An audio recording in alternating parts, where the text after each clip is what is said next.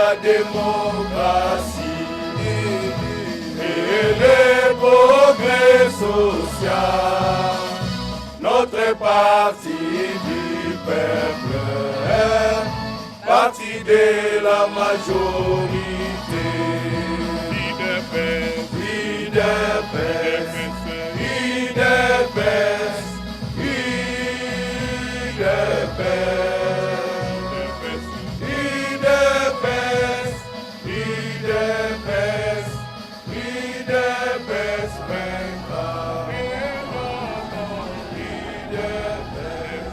Sous les feuillages délimités ou dans les ruelles qui serpentent les prairies du très-franc congolais, sachant encore la victoire, celle rêvée et promise par ces deux iconiques doigts qui n'a cessé d'élever cet homme, front dur et impénétrable, carrure athlétique d'un pugiliste solide dans les duels, énergie débordante.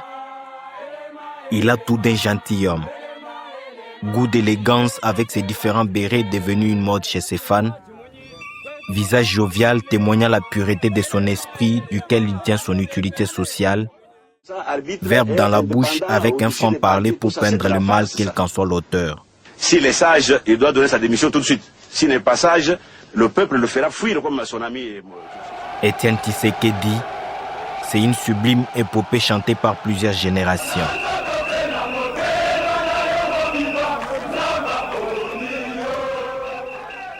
Les combats qu'il a menés et qu'il nous a enseignés a prouvé pour moi et pour beaucoup d'entre nous que c'était un esprit exceptionnel.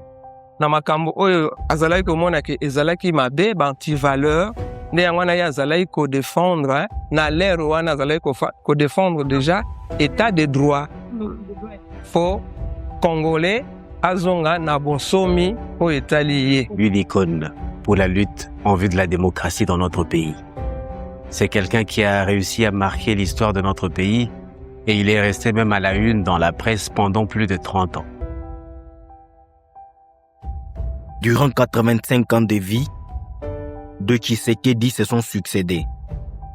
Le premier, c'est ce jeune homme sans histoire et plutôt rangé né le 14 décembre 1932 à Maïmounene, une bourgade perdue dans le sud-est de l'actuelle province du Kasaï. Le second, c'est l'énigmatique opposant qui a défendu au cours de ces 40 dernières années les droits de son peuple contre 3 systèmes politiques d'antivaleurs diverses. De ces petits pas au gigantesque, le deuxième fils des catéchistes Alexis Moulumba et Agnès Kabena a fait un long périple périlleux, plein de persécutions à l'image de cet autre Étienne du livre saint, dont il tient sûrement son prénom. Dans le moule parental, il est une symbiose de la vie des prières, de la rigueur de ses parents et des origines tribales enfouies dans les Kasaï orientales. La province Kasaï orientale a 5 territoires. Nous avons les territoires de Katanda, Chilenge, Miabi, Kabea-Kamwanga et le Patapata. J'ai parlé des territoires de Katanda dans lesquels on retrouvait le secteur de Benechitol. Alors, tandis que Bakontombo, c'est dans les territoires de Kabea-Kamwanga, à plus ou moins 45 km de la ville de Mbujimaï. À Mbujimaï, chef-lieu de province, il faut quitter la nationale numéro 1 en direction de l'est et traverser la rivière Loubilangi qui arrose le village Tchala pour retrouver celui de Chibingu dans le groupement Bakwanseka de Benachitolo du territoire de Katanda. Juché sur cette faible colline surplombant la confluence des rivières Chibobo, Kundui et Loubilangi, Chibingu est fier d'avoir donné au Congo Agnès Kabena, la mère d'Étienne. Ses parents, papa Alexis Moulumba et maman Agnès Kabena, que nous appelions très familièrement Mwenechitol. Elle est ici de la famille Mpentia. Elle est Mwenechibirou. Chibirou, Chidemoka Bendai Mundela Moïte. Ici, la terre où nous sommes, vous êtes en train de maintenir ici, c'est dans son village natal de Mamkaben. Tshisekedi a le sang royal. Un héritage maternel associé au venin de la révolte qu'il tient des origines paternelles.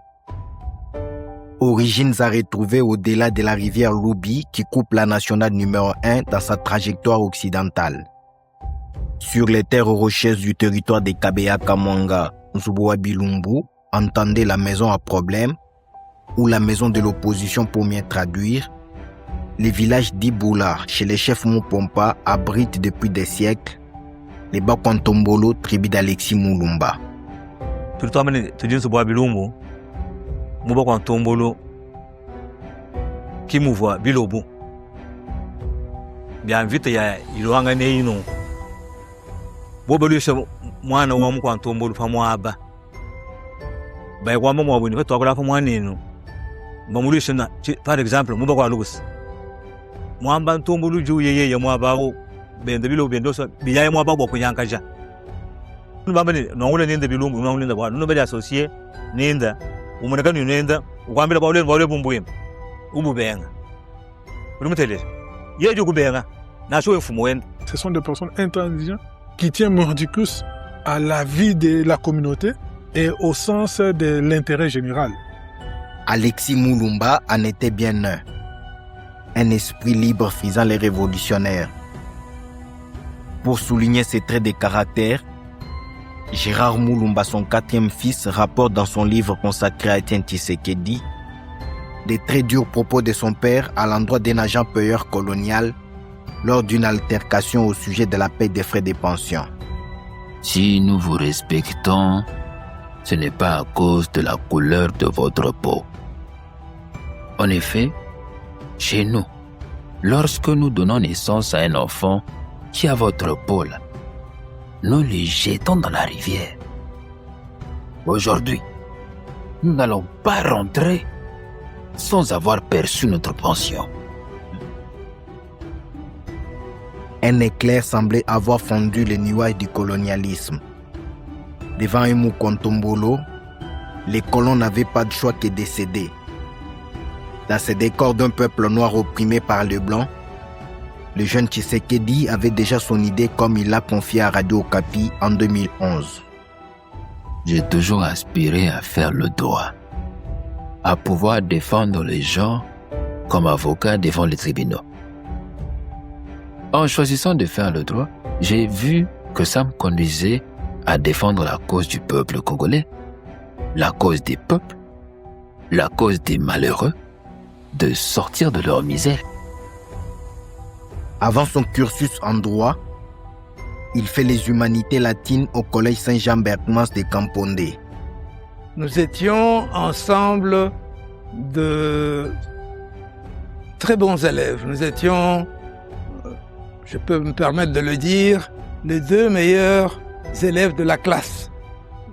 À cette époque-là, il était mince, et il était athlétique. Étienne Tshisekedi était parmi les meilleurs élèves qui avaient perçu ce message, qu'il ne fallait pas seulement acquérir de connaissances, il fallait aussi avoir des hautes valeurs morales. Et je me souviens que notre professeur de mathématiques, qui s'appelait François Berings, en parlant d'Étienne Tshisekedi, disant que c'était un homme sérieux, que si on pouvait avoir dans le groupe des hommes sérieux comme Étienne Tshisekedi, ce serait une excellente chose. En 1955, il regagne le toit familial dans la périphérie sud-est de Louloabourg. Ces modestes camps de professeurs de la commune d'Enganza exhalent encore l'odeur de Moulumba.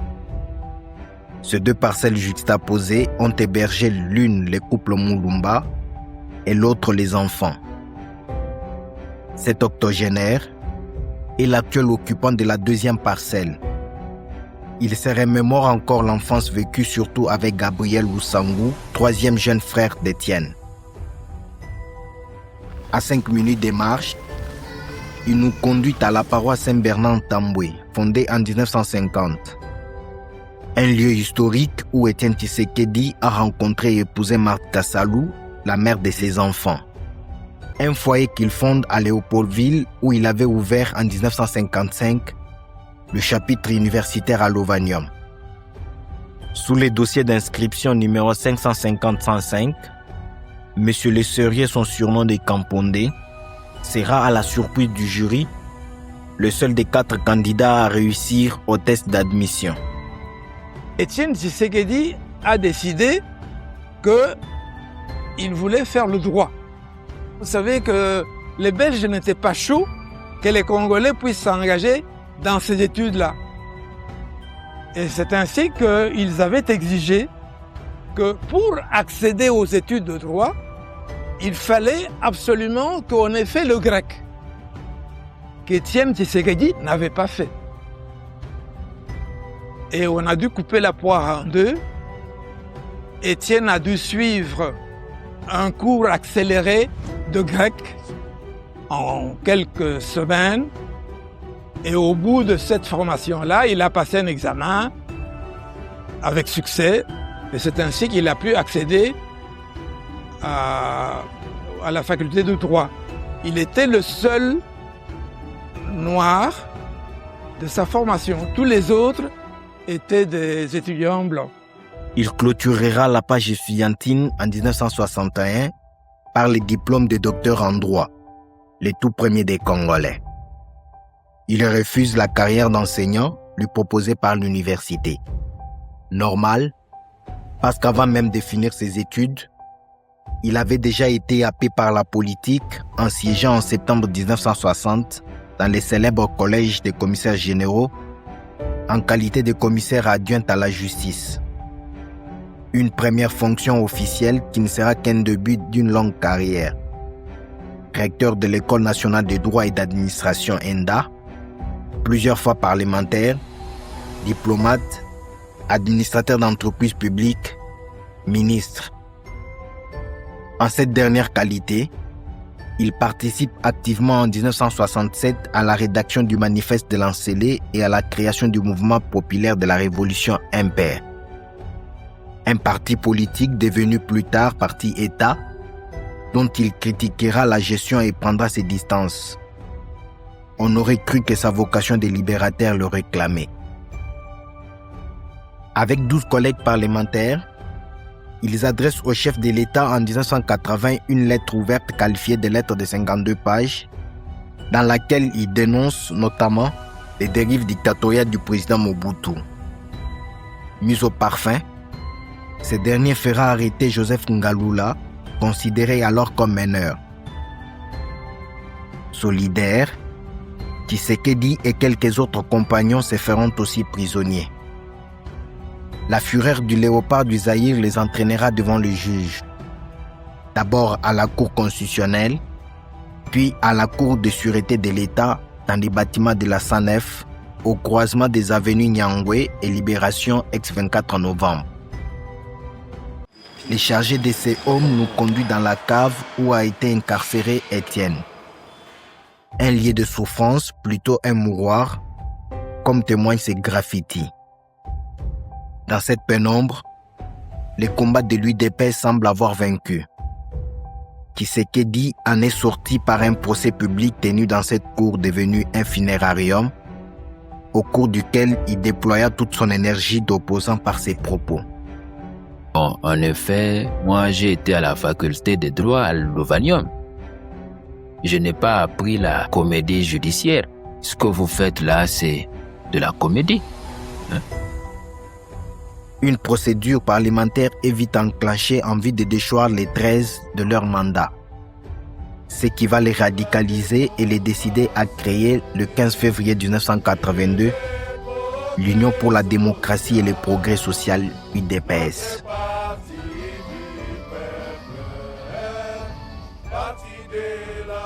Un parti politique que Mobutu se donnera tout le mal à étouffer dans l'œuf en recourant notamment à des débauchages. Quand je vois l'UDPS, je suis un homme heureux. vous étiez enfant. Vous ne savez pas ce que ces gens ont enduré comme souffrance. Et quand je les vois comme ça, je rends grâce à Dieu. Contrairement au célèbre slogan « Tenez bon, UDPS vaincra », beaucoup vont flancher et déposer les armes, laissant ainsi Étienne Tshisekedi se dégager comme l'unique dépositaire du combat de la libération. En janvier 1988, dans un Zaïre âprement dictatorial, il fait un affront au régime en organisant un meeting sur la place Kassavubu, anciennement Pont Kabu. Kouroussé, Mobutu ordonnera la répression. Le fils de Moulumba est acheminé à Makala dans la même cellule que Bolamba, un grand bandit de renom. Les services du Centre neuropsychopathologique CNPP de l'Université de Kinshasa seront même mis à contribution pour les déclarer pompeusement fous sur les antennes de la radio nationale. Au fil des années, Étienne Tshisekedi consolidera dans l'opinion l'image d'un acteur politique résolument engagé dans la lutte contre la dictature, qu'il symbolisait par ses traditionnels deux doigts levés en signe de victoire. Il écrira ainsi son histoire d'opposant à l'encre de torture, ses emprisonnements, exils internes, l'oubli de soi et de sa famille, humiliation, calomnie. Aucun opposant n'aura autant souffert dans ces pays au cœur de l'Afrique. Toutes les prisons du pays l'ont accueilli. Makala, Isangi dans l'ancienne province orientale, Bilingo Aoche dans les Bandundu, Djougou dans l'actuel Ituri, sans compter les nombreuses assignations à résidences et relégations, dont la dernière à Kabeya-Kamanga remonte à 1999 sous Laurent Désiré Kabila. Dans ces musées en construction par la maison civile dans son ancienne résidence, Les Rouges, son intendant, nous ouvre la porte. Le salon est garni de ses fauteuils de cuir vert dans lesquels il s'est retranché pour ses diverses réceptions. Sur la table, plusieurs attributs du pouvoir coutumier. Canne, fer servant de dot, hache, symbole de son surnom Luba, de Kasuyum Popolan Kelinda, entendez la hache qui ôte les épines, peau de grenouille, mais aussi ces tableaux qui peignent le pouvoir au village. Une dizaine de tonnes de livres en langue anglaise, dont particulièrement ceux sur les armes et sur la conduite, le plonger dans la lecture et apprentissage en humant l'air froid que soufflaient ces ventilateurs. Les déboires de Tshisekedi n'ont pas épargné sa famille qui a longtemps vécu la peur au ventre et a appris à se défendre, comme on peut le voir sur ces images où Félix, son troisième fils, devenu le 5e président de la République, est brutalisé et blessé à l'aéroport des Zaventem à Bruxelles. Réfugiés en Europe, les enfants Tshisekedi ont souvent été privés de l'attention paternelle. Situation contre laquelle Marthe Kassalou, leur mère, s'était souvent plainte et aussi reçue de son mari une réponse sans appel, comme le témoigne Monseigneur Gérard Moulumba dans son livre. Toi, là, combien d'enfants as-tu en Europe? N'est-ce pas 6, hein? Et moi donc, je dois m'occuper des millions de Congolais et Congolaises qui vivent dans une situation très misérable. De la vie de ce jeune frère du Sphinx de Limédé, ce fut là le début du leitmotiv « Le peuple d'abord ». Un idéal que seul que la République appelle affectueusement Maman Marthe s'est finalement approprié. Les années 1990 restent les plus glorieuses de l'opposant Tshisekedi. À la tête d'une opposition désormais tolérée et légalisée à la faveur du mouvement de la perestroïka, il réussit à arracher au régime Mobutu l'organisation d'une conférence nationale souveraine, tant réclamée par le peuple zaïrois. Il lui sera élu dans la nuit du 15 août 1992, Premier ministre de la transition à l'issue d'un scrutin transparent opposant plusieurs candidats. À l'occasion, il décrira ce qu'il pensait du Congo. Monseigneur le Président, honorables conférenciers et chers collègues, nous voici enfin sur le point de poser notre premier acte de démocratie et de liberté, idéaux pour lesquels des compagnons d'infortune et moi-même avons lutté et consacré toute notre vie durant ces 12 dernières années. Je réitère solennellement mon engagement ferme à consacrer tout le reste de ma vie à la défense de la démocratie et à l'éclosion du progrès social de notre peuple.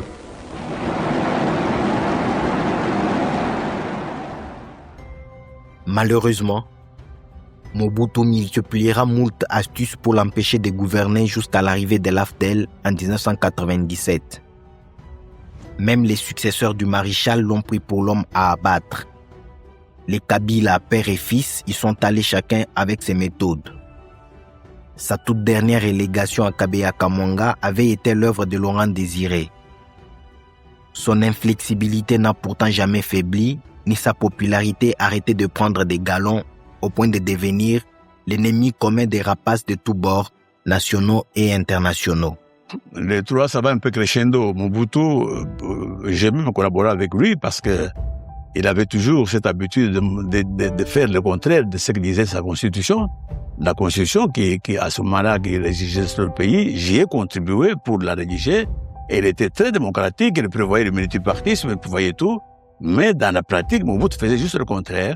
Et c'est ça qui m'a servi à un moment donné de me révéler, de dire non, voilà ce que dit la Constitution, nous devons la suivre plutôt que faire le contraire. Mais quand Kabila, Laurent est arrivé, c'était pire que Mobutu. Là, il n'y a absolument aucune logique. Personne ne pouvait suivre, personne ne pouvait savoir ce qu'il voulait et ce qu'il ferait. C'est pas, de la même manière que son fils aussi, il n'a aucune vision, on ne sait pas demain qu'est-ce qui nous attend au Congo. On agit au sauve qui peut. À l'issue du dialogue intercongolais à San City en 2002, dont il aura été un acteur essentiel pour l'atterrissage en douceur, Etienne Tshisekedi sera malicieusement écarté de la formule 1+4, soit un président secondé des 4 vice-présidents. En 2011, Joseph Kabila la signera à résidence surveillée pour avoir revendiqué une victoire à la présidentielle et prêté serment en qualité de président de la République. En réalité, Tshisekedi n'a cessé de dénoncer les mains baladeuses des parrains de Kabila ainsi que les répressions et les musellements des droits fondamentaux. Mais le mercredi 1er février 2017, Yachichi passe de vie à trépas à Bruxelles. Kinshasa est en émoi et les Congolais ne savent retenir leurs larmes. Même mort, l'opposant continue à subir la persécution de ses détracteurs.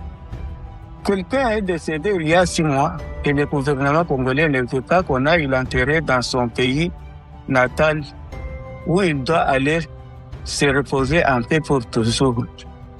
Durant 2 ans, sa dépouille est restée en exil, le régime n'étant pas disposé à faciliter son rapatriement. Ce qui ne sera possible qu'en mai 2019, après la victoire de l'UDPS à l'élection présidentielle. C'est cette longitudinale période qui a accueilli son corps durant 5 ans, avant que les travaux de construction de son mausolée, sa demeure éternelle, ne débutent. Une œuvre d'art qui ne manquera pas d'attirer les touristes. Mais le plus grand attrait restera ce gigantesque monument, inauguré le 1er février 2022 comme une couronne de laurier sur la grande histoire des victoires du personnage immortalisé. 8,50 m de hauteur, 2,50 m de largeur pour un poids total de 2 tonnes. Assemblage d'acier et de résine sur des tôles, avec une couche de zinc pour protéger contre intempéries, l'œuvre a tout d'un chef-d'œuvre. Il fallait puiser dans la démesure pour conjuguer hauteur et honneur. Il le mérite, cet homme, un combattant au courage indéniable, père et pépé d'une grande armée politique à la race vigoureuse et résistante. Même quand sa chair l'a lâché, son espoir s'en est allé, il a couru son parcours jusqu'à la ligne où l'attendait le peuple. Patient dans l'adversité comme un redoutable animal politique, Tshisekedi, c'est intemporellement une grande lumière qui scintille de ses 1000 facettes pour encore et toujours éclairer des visages de ses compatriotes. Parti de la majorité,